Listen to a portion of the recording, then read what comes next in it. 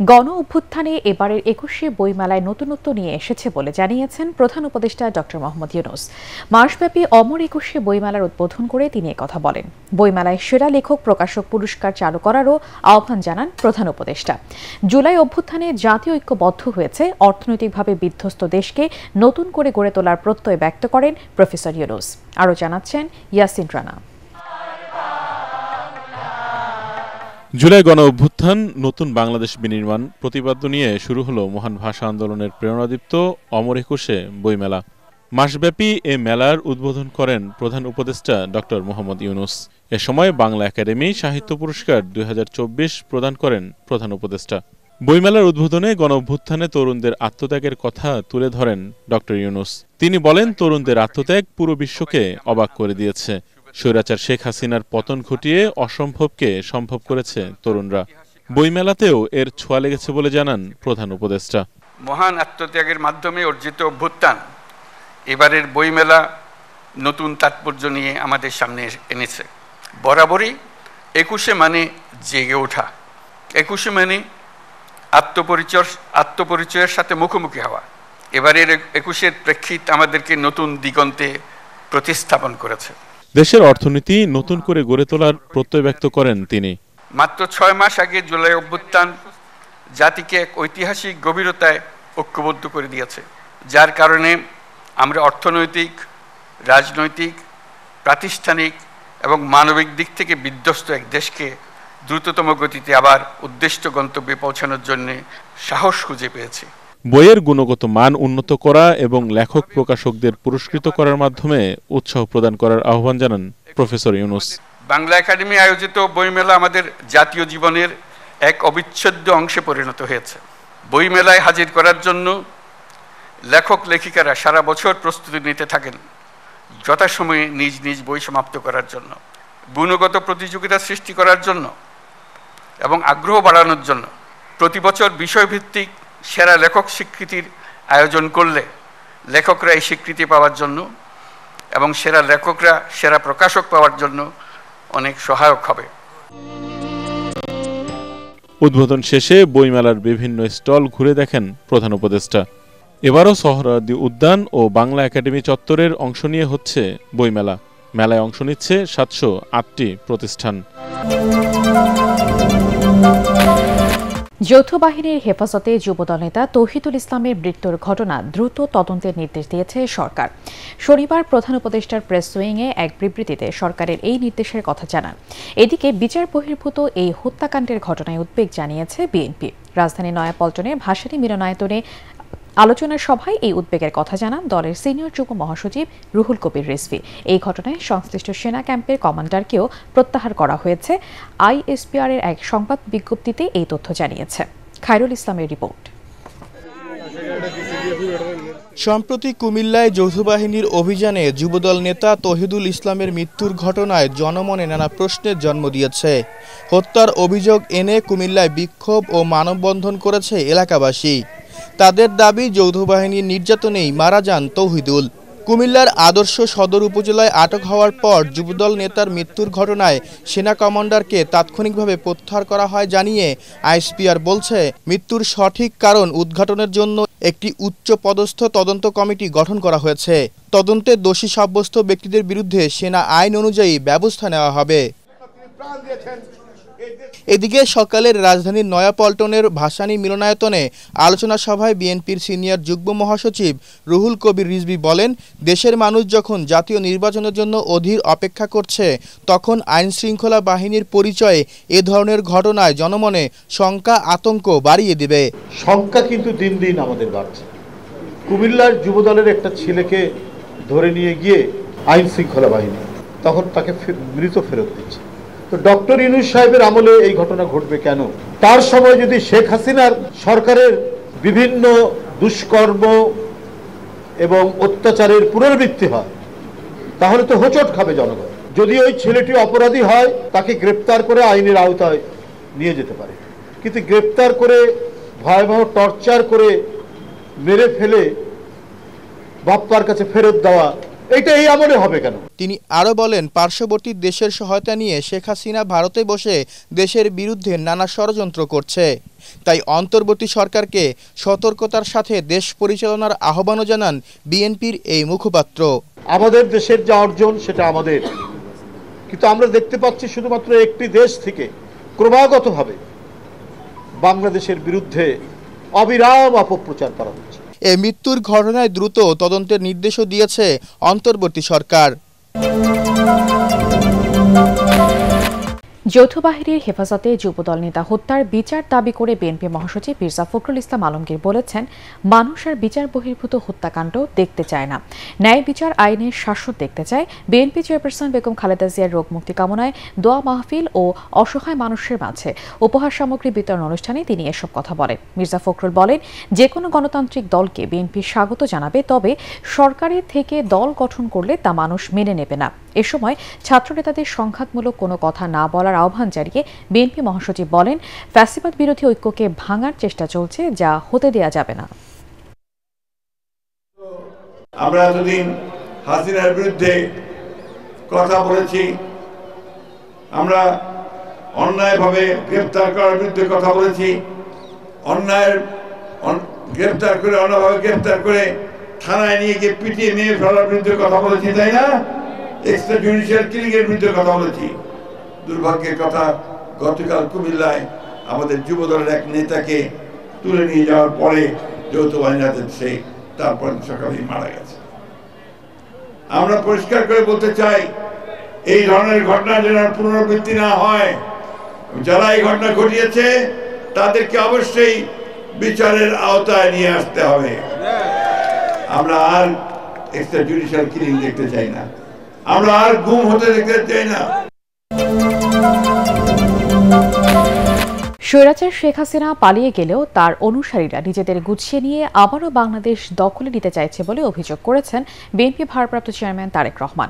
ব্রাহ্মণবাড়িয়া জেলা বিএনপি সম্মেলনে তিনি বলেন, দাবি আদায়ের নামে নানা ষড়যন্ত্র হচ্ছে, সবাইকে ঐক্যবদ্ধভাবে তা প্রতিরোধ করতে হবে। তারেক রহমান বলেন, নিজেদের স্বার্থে গণতান্ত্রিক শক্তির ঐক্যে ফাটল ধরলে পরাজিত স্বৈরাচার লাভবান হবে। ব্রাহ্মণবাড়িয়া প্রতিনিধি ইসাক সুমনকে সাথে নিয়ে রিপোর্ট করছেন মনুল হাসান।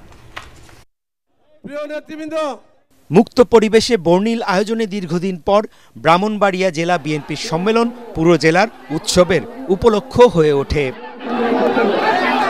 জেলার নানা প্রান্ত থেকে নেতাকর্মীরা শহরের সোহাগপুর আব্বাসউদ্দিন খান মডেল কলেজ মাঠের সম্মেলনে যোগ দেন। লন্ডন থেকে ভার্চুয়ালি যুক্ত হয়ে বিএনপির ভারপ্রাপ্ত চেয়ারম্যান তারেক রহমান বলেন, পলাতক স্বৈরাচার শেখ হাসিনা ও তার অনুসারীরা আবারও নানাভাবে দেশকে অস্থিতিশীল করার চেষ্টা করছে। বসুন্ধরা ডায়াপেন্ট এখন আরো উন্নত। এই হট এয়ার থ্রো টপশিট দ্রুত শোষণ করে সোনামণিকে দেয় কোমল অনুভূতি। স্বৈরাচারের মাথাটা পালিয়ে গিয়েছে, কিন্তু স্বৈরাচারের কিছু কিছু অবশিষ্ট এখনো রয়ে গিয়েছে বাংলাদেশে। এরা বিভিন্নভাবে মাথা চাড়া দেবার চেষ্টা করছে, এরা বিভিন্নভাবে চেষ্টা করছে নিজেদের অবস্থানকে কোনোভাবে গুছিয়ে নিয়ে আবার দেশটি তাদের দখলে নিতে। তাদের এই লক্ষ্যকে আমরা হাসিল করতে দিতে পারি না। বাংলাদেশকে যদি রক্ষা করতে হয় তাহলে আমাদের সকলকে যে কোনো মূল্যে ঐক্যবদ্ধ থাকতে হবে। তারেক রহমান বলেন, উন্নয়নের নামে শেখ হাসিনা ও তার পরিবার হাজার হাজার কোটি টাকা লুট করে দেশকে ধ্বংস করে দিয়ে গেছে। এখন সবাই মিলে দেশ পুনর্গঠন করতে হবে। উন্নয়নের নাম করে সামান্য কিছু জিনিস মানুষকে দেখিয়েছে, কিন্তু এর বিনিময়ে লক্ষ কোটি কোটি টাকা, হাজারো কোটি টাকা বিদেশে পাচার করে নিয়ে গিয়েছে তারা। জবাবদিহিতা ছিল না বলেই বাংলাদেশের প্রত্যেকটি প্রতিষ্ঠানকে ধ্বংস করে দেওয়া হয়েছে। রাষ্ট্র কাঠামোর এই পুনর্গঠন প্রক্রিয়া আমরা যত দ্রুত শুরু করতে পারবো, দেশকে আমরা তত দ্রুত আমরা উন্নত করতে পারবো।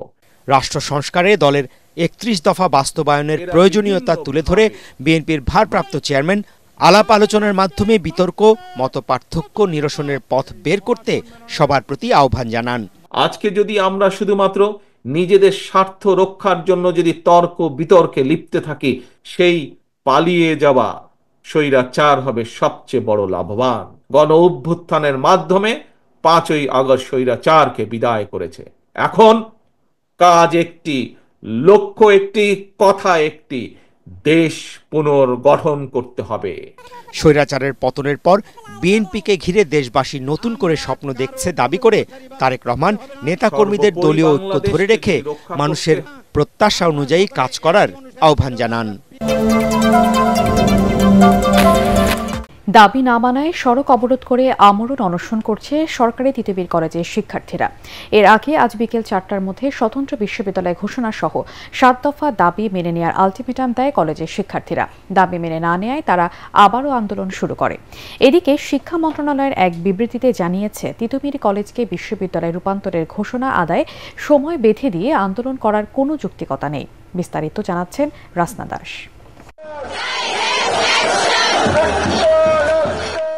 দীর্ঘ 72 ঘণ্টা আমরণ অনশন ও অবস্থান কর্মসূচি পালন করে আবারও সড়কে তিতুমির কলেজের শিক্ষার্থীরা। দাবি এই কলেজকে একটি স্বতন্ত্র বিশ্ববিদ্যালয়ে রূপান্তর করার।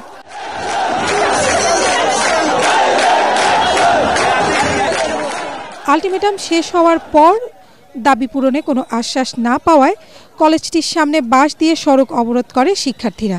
এতে চরম ব্যস্ততম এই সড়ক ও তার আশেপাশে ব্যাপক যানজটের সৃষ্টি হয়। চরম ভোগান্তিতে পড়েছে অফিস ফেরত সাধারণ মানুষ, বিপাকে অসুস্থ রোগীরাও। আমি নিকেতন যাচ্ছি, কিন্তু এখন এই আন্দোলনের কারণে দেখেন আমাদেরও দুর্ভোগ পোহাতে হচ্ছে। আন্দোলন শুরু হয় বুধবার বিকেল থেকে। প্রথমে 6 জন শিক্ষার্থী আমরণ অনশন শুরু করলেও পরে তাদের সাথে অনশন ও অবস্থান কর্মসূচি নিয়ে যুক্ত হয় আরও অনেকে। এরই মধ্যে অসুস্থ হয়ে পড়েন বেশ কয়েকজন। রাষ্ট্রপক্ষ যতক্ষণ পর্যন্ত না আমাদেরকে সদুত্তর দিতে পারতেছে ততক্ষণ পর্যন্ত আমাদের এই আন্দোলন চালিয়ে যাব। আমাদের ভাইরা মরণাপন্ন অবস্থায় তখন আমরা পরদিন থেকে আমরাও যুক্ত হয়েছি। যতক্ষণ পর্যন্ত না সরকারি তিতুমির কলেজকে একটি পূর্ণাঙ্গ বিশ্ববিদ্যালয় হিসেবে ঘোষণা করা না হয় ততক্ষণ পর্যন্ত আমাদের এই দাবি চলবে। শিক্ষার্থীরা হুঁশিয়ারি দেন, কোনো অবস্থাতেই 7 কলেজের সঙ্গে কোনো যৌথ বিশ্ববিদ্যালয় চান না তারা। এই জনদুর্ভোগের জন্য, এই ভোগান্তির জন্য একমাত্র দায়ী থাকবে রাষ্ট্রের সেই অকার্যকর প্রশাসন। আমাদের দাবি একটাই, তিতুমির ভার্সিটি। প্রশাসন আমাদের সাথে তালবাহানা করছে, যার কারণে আমরা বাধ্য হচ্ছি আমাদের আন্দোলনকে আরো জোরদার করার জন্য। এদিকে শিক্ষা মন্ত্রণালয়ের এক বিবৃতিতে জানানো হয়েছে, তিতুমির কলেজ সহ 7 কলেজের শিক্ষার সুযোগ সুবিধা ও মান উন্নয়নই বর্তমান সরকারের প্রধান লক্ষ্য। এই অবস্থায় তিতুমির কলেজকে বিশ্ববিদ্যালয়ে রূপান্তরের ঘোষণা আদায়ে সময় বেঁধে দিয়ে আন্দোলন করার যৌক্তিকতা নেই। সেজন্য আন্দোলনে সংশ্লিষ্ট সকলকে ধৈর্য ধরা সহ এমন কর্মসূচি থেকে বিরত থাকার জন্য আন্দোলনকারীদের প্রতি আহ্বান জানানো হয়েছে বিবৃতিতে। বিশ্ব ইজতেমার প্রথম পর্বে রাখিরি মোনাজাত আগামীকাল টঙ্গীর তুরাগ তীরে সকাল 9টার দিকে মোনাজাত পরিচালনা করবেন বাংলাদেশের মাওলানা জুবায়ের। এজন্য নিরাপত্তা ব্যবস্থা জোরদার করেছে পুলিশ। এদিকে প্রথম পর্বের দ্বিতীয় দিনে ইসলামের বয়ান, ইবাদত বন্দেগীতে সময় কাটাচ্ছেন মুসল্লিরা। এদিকে ইজতেমায় এসে এ পর্যন্ত 3 জন মারা গেছেন। আদ্দিন সজীবের রিপোর্ট, ক্যামেরায় ছিলেন আনিসুর রহমান সোহাগ। যতদূর চোখ যায় কেবলই খিত্তা আর মুসল্লি। দেশের ধর্মপ্রাণ লাখো মুসলমান হাজির হয়েছেন টঙ্গীর তুরাগ তীরে। দিনের শিক্ষায় ইমানকে শানিত করতে দূর দূরান্ত থেকে তারা ছুটে এসেছেন বিশ্ব ইজতেমার এই বিশাল ময়দানে। দ্বিতীয় দিনে যার শুরুটা বাদ ফজর বয়ানের মধ্য দিয়ে, এরপর খিত্তায় খিত্তায় হয় তালিম, তাশকিল অর্থাৎ দিন প্রচারে সফরে যাওয়ার সিদ্ধান্ত নেন মুসল্লিরা। অসংখ্য ভাগে ভাগ হয়ে ছড়িয়ে পড়েন দেশে দেশান্তরে। সারা পৃথিবীর বড় বড় মুরব্বীরা আসে এখানে, সেই ধরনের তারাক্কির কথা হয় আর আমরা শুনে আমলে জানতে পারি। আমাদের বাংলাদেশে যে হয় এটি আল্লাহর শুকরিয়া। বয়ান শুই না আমার মন খুব ভালো লাগছে। এখান থেকে বিভিন্ন ডিস্ট্রিক্টে বিভিন্ন দেশে জমাত আকারে লোকজন জমাতবদ্ধ হয়ে চিল্লা যায়। আখিরাতের কথা স্মরণ হয়, মওতের কথা স্মরণ হয়। যে শুধু আল্লাহর জন্য এরকম ভাবে অনেক লোক একটা জামাত যারা একত্রিত হয়, আল্লাহ তাআলা তাদের দোয়াকে কবুল করে। বাদজোহর বয়ান করেন ভারতের মাওলানা ইসমাইল গোদরা এবং বাদাসর প্রতিবেশী দেশটির আরেক মাওলানা জোহায়ের। এর পরের আকর্ষণ ইজতেমায় যৌতুকবিহীন বিয়ের আয়োজন। যৌতুক নামক যে প্রথা, এটা হলো এক ধরনের জুলুম এবং এটা কন্যার পিতার উপর এটা এক ধরনের বোঝা। মত পার্থক্য থাকলেও তাবলিগ জামাতের মধ্যে বিশৃঙ্খলা চান না কেউই। কেউ যদি একক সিদ্ধান্ত নিয়ে হটকারিতা করে তখন সবাই মিলে সিদ্ধান্ত কি নেবে, ওকে বাদ দিয়ে দাও। মিলেমিশেই থাকা সবচেয়ে উত্তম। ইসলামের ফরজ কাজে যদি কোনো বাধা আসে, ভুল ব্যাখ্যা করে, তা সেখানে কিন্তু ওলামায়ে কেরাম সার দিতে রাজি নন। রোববার সকালে আখেরি মোনাজাতের মধ্যে দিয়ে শেষ হবে এই পর্বের আয়োজন। এজন্য নিরাপত্তা জোরদারের পাশাপাশি ট্রাফিক ব্যবস্থাপনায় সতর্ক অবস্থানে পুলিশ। ভোগড়া বাইপাসে ডাইভার্ট করে দিব, আমরা দৌড়ের এখানে ডাইভার্ট করে দিব, আমরা 300 ফুটে এখানে ডাইভার্ট করে দিব। এই 2-3 জায়গায় যখন আমরা গাড়িগুলো ডাইভার্ট করে দেবো, এই মাঝখানে ইজতেমার যে অঞ্চলটুকু সেখানে গাড়ি মুক্ত থাকবে, যানবাহন মুক্ত থাকবে। ফজরের নামাজের পর থেকেই হেদায়েতের বয়ান হবে, এরপরে নসিহতমূলক কিছু কথার পরে ইনশাআল্লাহ দোয়া হবে। দোয়া পরিচালনা করবেন আমাদের বাংলাদেশের মাওলানা জুবায়ের সাহেব। এবারে দেশের 41টি জেলা এবং ঢাকার একাংশের মুসল্লিরা অংশ নিচ্ছেন, সঙ্গে রয়েছেন বিদেশিরাও। জুবায়েরপন্থীদের দ্বিতীয় ধাপের ইজতেমা চলবে 3 থেকে 5 ফেব্রুয়ারি পর্যন্ত। শান্তির ধর্ম ইসলাম, উত্তপ্ত পরিস্থিতি চান না কেউই, কিন্তু তারপরেও কখনো কখনো এই ইসলামের ব্যাখ্যা কিংবা বোঝাপড়ায় যে বিরোধ তৈরি হয় তার অবসানও চান অনেকেই। তারা মনে করেন যেন ইসলামের সঠিক বুঝটা সবাই বোঝে এবং দ্বীনের দাওয়াত সঠিকভাবেই সবার প্রচার করে, তাহলেই কল্যাণ। পরিবর্তিত বাংলাদেশ দেখার জন্য বিশ্বের বিভিন্ন দেশের সোশ্যাল বিজনেস প্রধানদের রাজধানী ঢাকার বিভিন্ন সড়কের দেয়ালে আঁকা গ্রাফিতি দেখার আহ্বান জানিয়েছেন প্রধান উপদেষ্টা ড. মোহাম্মদ ইউনূস। তিনি বলেন, তরুণদের আত্মত্যাগে দেশকে নতুনভাবে গড়তে যাচ্ছি। হোটেল ইন্টারকন্টিনেন্টালের 9ম সোশ্যাল বিজনেস ইউথ সামিটে তিনি এই আহ্বান জানান। এই সামিটে 21টি দেশের প্রতিনিধিরা অংশ নেন। এ সময় প্রফেসর ইউনূস বলেন, অর্থ উপার্জন করা হ্যাপিনেস, কিন্তু মানুষকে সুখী করা সুপার হ্যাপিনেস। পৃথিবীকে পরিবর্তন করা খুব কঠিন কাজ নয়, মানুষের কথা ভেবে ব্যবসা করলে পরিবর্তন আসবে।